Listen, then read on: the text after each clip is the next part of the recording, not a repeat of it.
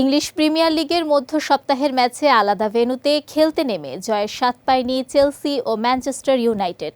Stamford ব্রিজে Leeds ইউনাইটেডের সঙ্গে ড্র করেছে চেলসি। অন্য ম্যাচে ওয়েস্ট হ্যামের মাঠে শেষ মুহূর্তের গোলে সমতা টেনে এনেছে ম্যানচেস্টার ইউনাইটেড।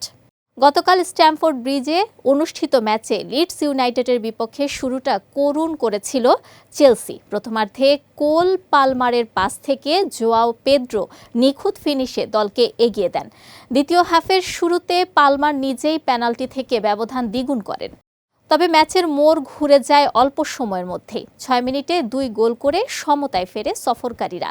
67তম মিনিটে লুকাস এনমেচা এবং 73তম মিনিটে নোয়া ওকাফোর গোল করলে সমতায় ফেরে লিডস ইউনাইটেড। শেষ দিকে একটি সহজ সুযোগ হাতছাড়া করে চেলসি। ফলে লিডসের বিপক্ষে পয়েন্ট ভাগাভাগি করে তারা। এর ফলে 26 ম্যাচে 44 পয়েন্ট নিয়ে পঞ্চম স্থানে রয়েছে চেলসি।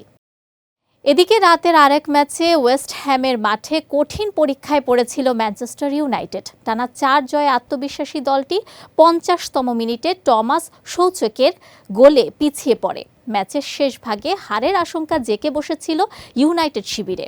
তবে যোগ করার সময় 6ষ্ঠ মিনিটে ব্রায়ান এমবিউমোর ক্রস থেকে বেঞ্জামিন সেস্কো ভলিতে গোল করে সমতা ফেরান।